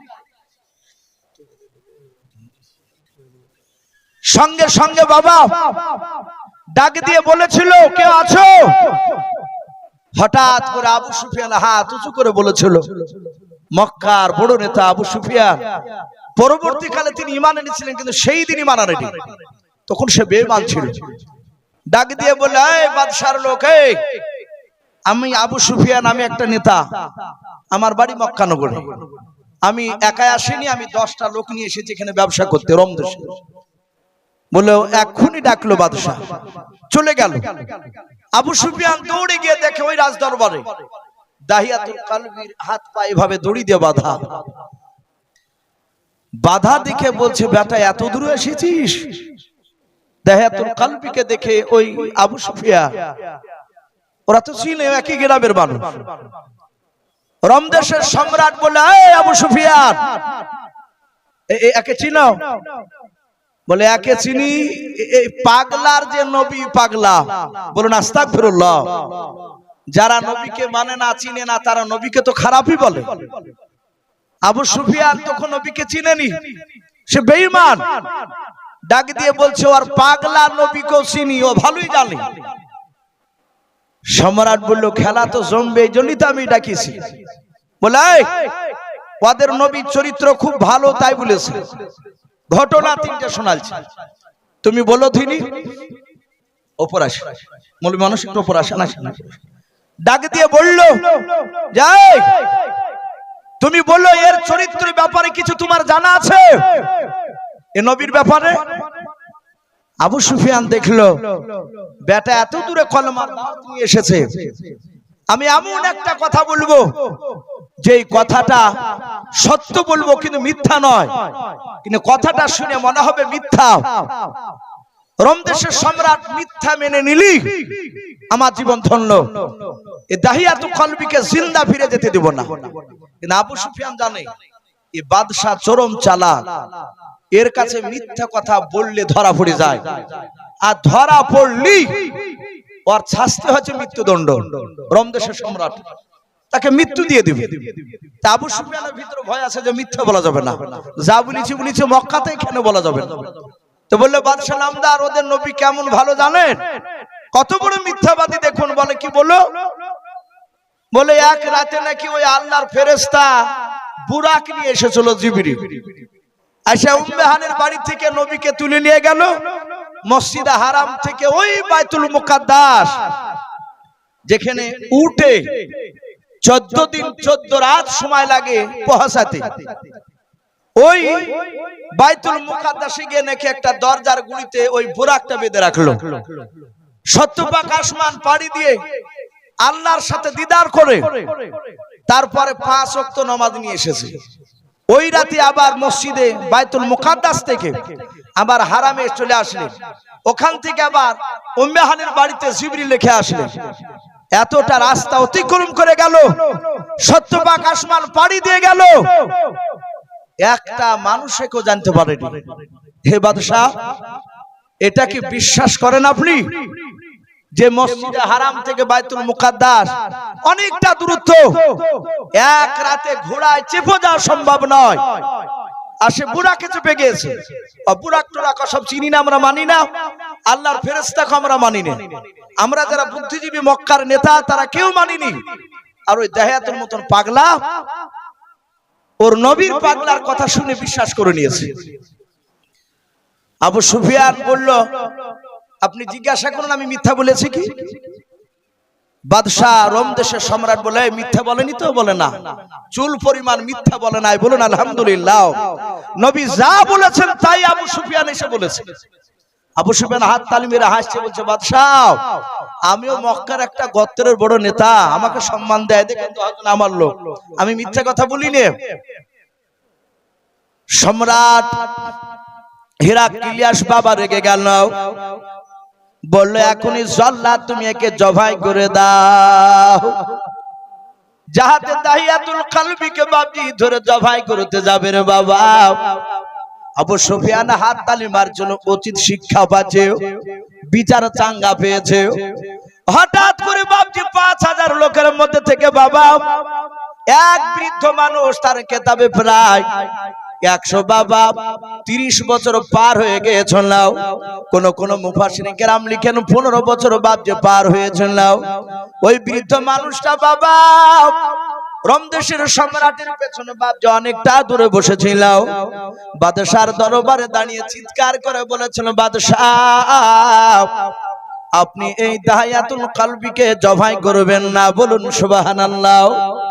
রোম দেশের সম্রাট এইভাবে চেয়ারটাকে নিয়ে বাবা ঘুরে বাপ যে পেছন দিকে তাকালো, ডাক দিয়ে বলে বাবা তুমি কেন এই ব্যক্তিকে, নবীর ব্যক্তিকে কেন জবাই করতে বারণ করলে?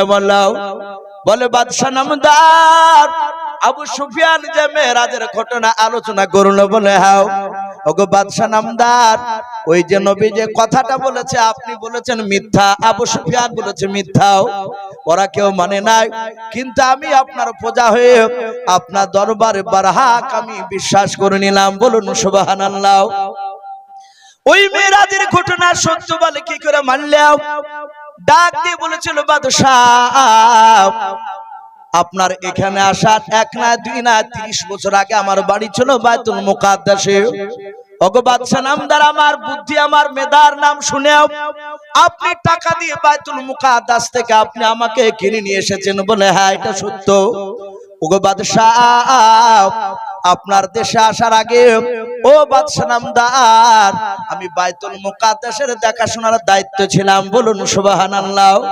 ওগো বাদশা নামদার, হিরাক্লিয়াস আপনার দরবারে আবু সুফিয়ান বলেছে শুনে না, যেদিন এসেছিল নবীজি মক্কা থেকে ওই বাইতুল মুকাদ্দাসে বোরাকে যাবে, ওটা আরবিতে মাস ছিল রজব মাস, তারিখ ছিল 27 রজনী। ও বাদশা নামদার সবাই মিলে ইবাদত করে বাইতুল মুকাদ্দাসে লোকেরা বাড়ি চলে যেত। আমি শেষের শেষের বেলায় সব দরজাগুলো বন্ধ করে বাড়ি চলে যেতাম, আবার সকাল বেলায় সবার আগে এসে দরজা খুলে দিতাম। ও বাদশা নামদার, ওই রজব মাসের 27 তারিখে সবাই মিলে চলে গেল, আমি শেষের বেলা দরজা বন্ধ করতে লাগলাম। দরজা বন্ধ করতে করতে বাদশাহ ওই মসজিদে বাইতুল মুকাদ্দাসের মাঝখানে দরজা লাগাতে পারলাম না। ওগো বাদশা নামদার, ওই রাত্রি বেলায় ওই মসজিদের আশপাশের কিছু যুবক ছেলেকে ডেকে নিয়ে আসলাম। তারা শুধু ধাক্কা মেরে তারা পারলো না, চুল পরিমাণ নড়াতে পারলো না।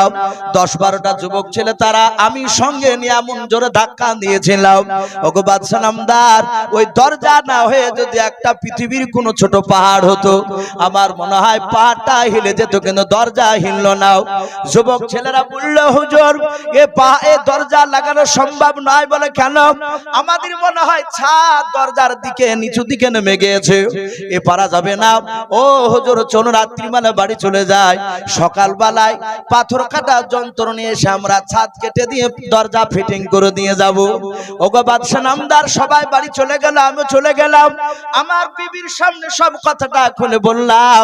ও বিবি, প্রতিদিন দরজা লাগে, হঠাৎ করে দরজা কেন লাগলো না? মাঝখার দরজা কিছু নাই, ছাদ যেমনকার তেমনি দেখলাম, কিন্তু 10-12টা যুবককে ডেকে নিয়ে এসে দরজা লাগাতে পারলাম না। আমার বিবি সেই সময় জোরে নিঃশ্বাস নিয়ে বলেছিল, গো স্বামী চিন্তা করবেন না, আমার মনে হয় সারা পৃথিবীর মধ্যে মহামানব হয়তো আমাদের বাইতুল মুকাদ্দাসে আজকে রাত্রিবেলা হয়তো ইবাদত করতে আসবেন। জোরে বলুন সুবহানাল্লাহ। আমি আমার বিবির কথা শুনলাম না। ও বাদশা নামদার, সকালবেলা আমি প্রতিদিনকার না সেদিনও দরজা খুলতে চলে গেলাম। দরজা খুলতে যাওয়ার পর দেখলাম ওই দরজার গোড়াতে একটা ছিদ্র করা পাথর পড়ে আছে। ওগো বাদশা নামদার, রাত্রি বেলায় পাথর ছিল না, সকাল বেলায় ভালো করে দেখলাম ওখানে একটা বড় পাথর বাঁধা আছে। পাথরটা পড়ে আছে ছিদ্র করা। আমি দরজার গোড়াতে পাথরের আশপাশে তাকে দেখলাম, মনে হচ্ছে কোন একটা জানোয়ারের পায়ের ছাপ লেগে আছে। বলুন আলহামদুলিল্লাহ। কিন্তু কোন জানোয়ারের ছাপ আমি জানি না, যেহেতু বোরাক তো দেখে নাই। ডাক দিয়ে বলল, বাদশাহ ওই যে আবু সুফিয়ান বলেছে নবী নাকি বোরাকটা দরজার গোড়াতে বেঁধে দিয়েছিল। আমার মনে হয় ওই পাথরটাতে ওই রাত্রি বেলায় নবী যে বোরাকটাকে বেঁধে রেখে আল্লাহর কাছে দেখা করতে গিয়েছিলেন। সঙ্গে সঙ্গে বাবা হেরাক্লিয়াস বলল, এ দাহিয়াতুল কলবিকা আর মারবানা। বলুন সুবহানাল্লাহ। আবু সুফিয়ান দেখলো, বললাম এক হাত ধরে নিল, আরে সাদা হাতে কিতাবে লিখেছে বাপজি তার বাদশাহ তার দলবল সবাই ইসলাম গ্রহণ করেছিল। বলুন আলহামদুলিল্লাহ। ভাই সেই নবীর সাহাবা, তারা নবীকে এত ভালোবাসতেন, নবীর দ্বীন প্রচার করতে গিয়ে তারা মৃত্যুর ভয় করতেন না। বলুন আলহামদুলিল্লাহ। ভাই আমি ছেড়ে দিব আপনাদের কাছে, বেশি নাই বাপজি, মাত্র 5 মিনিট। ভাই উঠবেন না ভাই, ইনশাআল্লাহ আমার পরে আরো বক্তা রয়েছে। বাপজি 5 মিনিট। কোন আল্লাহর যদি বান্দা, বাপজি এখানে তো অনেকে আছে, আমাকে চাপ করেনি, কারণ ভাই আমাকে টাইমটা হয়তো একটু রাত্রি দিত। আমি এই মাদ্রাসার শিক্ষককে বলেছিলাম, ভাই আমি আগামীকাল আল্লাহ যদি বেঁচে রাখে বাপজি শিলিগুড়ি যাব, 2 দিন জালসা আছে। তো বললাম ভাই আমাকে যদি মাগরিব পর দেন তাহলে যাব।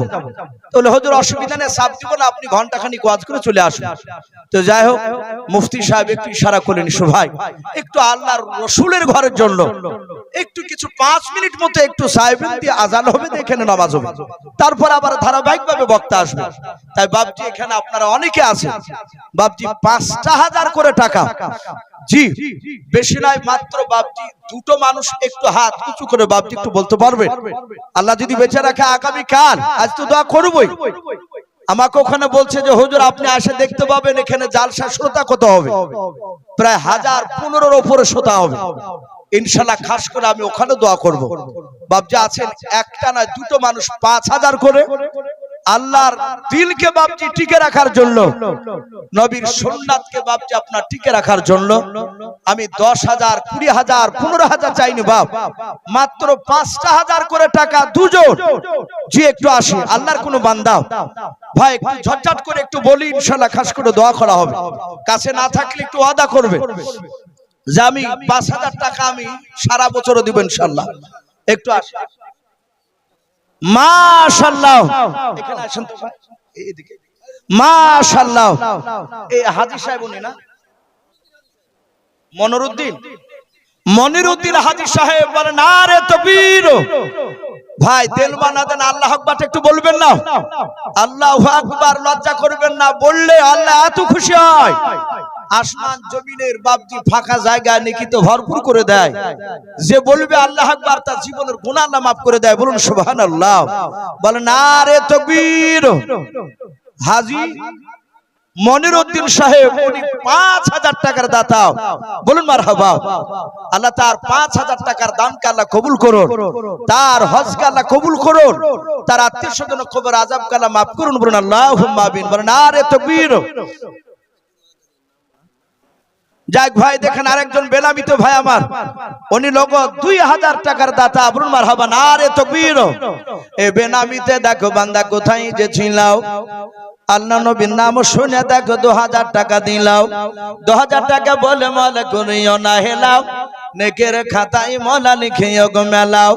যার সাথে যে নিয়াতে করিয়াছে দান, দানকে কবুল করো তুমি সুবহানাল্লাহুম্মা আমিন। নারে তাকবীর। ভাই আর একটা হবে না ভাই, হাজী সাহেবের জোড়া। জি, আর একটা আমি দুটো মানুষকে দেখতে চেয়েছি ভাই, ৫,০০০ করে বাপ একটু আসি যার বাপজি। প্রথমে বাপজি যারা দিচ্ছে একদম জালসার শেষ পর্যন্ত যত মানুষ বাপজি দান করবে তার সাথে হাতে বাপজি আপনারও নেকি পেতে থাকবেন। বলুন ইনশাআল্লাহ। আসি ভাই। মাশাআল্লাহ, হারুন সাহেব উনিও বলছেন আমি ১,০০০ টাকার দাতা। বলুন মারহাবা। আল্লাহ তার ১,০০০ টাকার দানকে আল্লাহ কবুল করুন। ওগো আল্লাহ তুমি তার আত্মীয়স্বজন কবর আযাবকে মাফ করে দাও। বলুন আল্লাহুম্মা আমিন। ভাই দেখেন জালালউদ্দিন শেখ উনিও বলছেন ১,০০০ টাকার দাতা। বলুন মারহাবা। আল্লাহ তার ১,০০০ টাকা দানকে কবুল করুন। বলুন আল্লাহুম্মা আমিন। ওগো মাওলা যারা দান করছে যারা করতে পারে নাই, তুমি আমাদের সকলকে বাপজি ভাই মা বোনেদেরকে সকলকে মৃত্যুর আগে রসুলের চেহারা না দেখে আমাদের মত দিও না। বলুন আল্লাহুম্মা আমিন। ভাই একটু আসেন। মনিরুল ইসলাম হাজিরপাড়া বাড়ি নগদ ৫০০ টাকার দাতা। বলুন মারহাবা। আল্লাহ তার ৫০০ টাকা দানকে আল্লাহ কবুল করুন। বলুন আল্লাহুম্মা আমিন। ভাই আমি আপনাদের কাছে ৫ মিনিট মতো একটু দেখতে চেয়েছিলাম ভাই, আর একটা কেউ জোড়া হবে না ভাই? ৫,০০০ টাকা। এখানে কোন কমিটির লোক, এখানে অনেকে আছে বাপজি, বাহির থেকে অনেক বাপজি ভাই এসেছে। জি একটু আসুন। আর একটা মানুষ ৫,০০০ টাকা। জি আসুন একটু খাস করে বাপজি দোয়া করে দিয়ে চলে যাব, তারপরই বাপজি ইনশাআল্লাহ আমার পরে বক্তা আসবে। হাসানপুরে হারুন রশিদ ৫০০ টাকার দাতা। বলুন মারহাবা। আল্লাহ তার ৫০০ টাকা দানকে আল্লাহ কবুল করুন। জি আর একটা হবে না বাপ, ৫,০০০ টাকার দাতা কোন আল্লাহর বান্দা। ওগো মা বোন আপনারা যদি দিব মনে করেন যে আমি ৫,০০০ দেব ইনশাআল্লাহ, নাম লেখাতে পারেন। জি মা বোন ৫০০, ১০০০, ২০০০। সুবহানাল্লাহ। বলেন নারে তাকবীর। মাদ্রাসার সেক্রেটারি সাহেব সাইফুল ইসলাম উনি বলছেন আমি ৫ নাই হুজুর, আমি ১০,০০০ টাকার দাতা। বলুন মারহাবা। আল্লাহ তার ১০,০০০ টাকার দানকে আল্লাহ কবুল করুন, তাকে মাদ্রাসার যোগ্য সেক্রেটারি হিসাবে কবুল করুন। বলুন আল্লাহুম্মা আমিন। আল্লাহ তুমি তার দ্বীনের কাজ তার দ্বারা করিয়ে নাও, তার আত্মীয়স্বজন কবর আযাবকে maaf করে দাও। বলুন আল্লাহুম্মা আমিন। সুবহানাল্লাহ। মিজান মাওলানা নাকি যা কই মিজান হাফেজ আমাদেরকে খুব শ্রদ্ধা করে।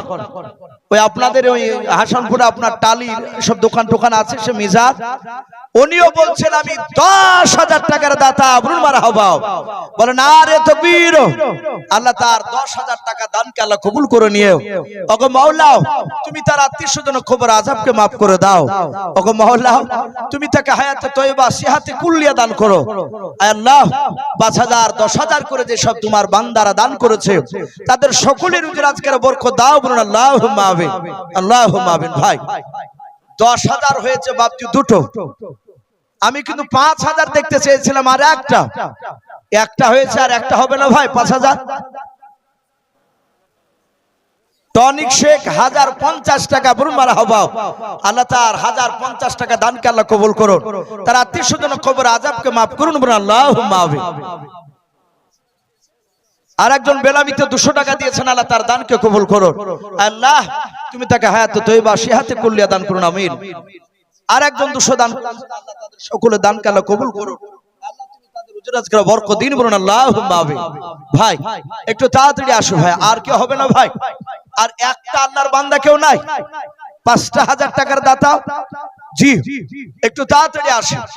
কার আব্বা, কার মা, কার দাদা দাদি বাপজি অন্ধকার কবর চলে গিয়েছে, তারা জঙ্গল থেকে তাকাচ্ছে, একটু হয়তো আমাদের জন্য একটু দোয়া করবে। রফিকুল 1000 টাকার দাতা বলুন মারহাবা। আল্লাহ তার 1000 টাকার দানকে আল্লাহ কবুল করুন বলুন আল্লাহুম্মা আমিন। ভাই আর কি হবে না ভাই? জি আর একটা বান্দা 5,000 টাকার দাতা। ওগো মা বোন, আমি মা বোনদের কাছ থেকে এখনো পর্যন্ত একজনেরও নাম পাইনি ভাই। কথার হয়তো খেলাফ হয়ে যাচ্ছে, 5 মিনিট সময় নিব বলেছিলাম, তাই ভাই 5 মিনিট পারই হয়ে গেল, যে একটু পাশ থেকে একটু ইশারা করছে, যখন একটু মানুষ দিচ্ছে মাওলানা সাহেব আর একটু চান মানুষের কাছে। মা বোন আপনাদের কাছ থেকে একটা মা বোনেরও নাম পাইনি, অনেক মা বোন এসেছেন আলহামদুলিল্লাহ। মা বোন আপনারা 500, 1000, 200 যে যা পারবে। আর একজন 200 টাকা বলুন মারহাবা। আল্লাহ তার দানকে কবুল করুন আল্লাহুম্মা আমিন। ভাই আর একটা বান্দা হবে না কেউ? 5,000 টাকার দাতা? জি কোন আল্লাহর আশিক মুজাহিদ বান্দা? 5,000 টাকা। জি একটু আসি আল্লাহর ঘরকে তৈরি করার জন্য। বাবজি মাদ্রাসায় অনেক কাজ বাকি আছে, এখনো পুরো বিল্ডিং প্লাস্টার হয়নি। রিফাত আলী বলেন আরে তাকবীর। এই রিফাত আলী নামে দেখো বান্দা কোথায় যে ছিলাও, নবী নাম শুনে দেখো 1000 টাকা দিলাও। 1000 টাকা বলে মলা করিও না হেলাও, নেকের খাতায় মলা লিখিও গো মেলাও। যা সাথে যে নিয়াতে করিয়াছে দান, দানকে কবুল করো তুমি সুবহান।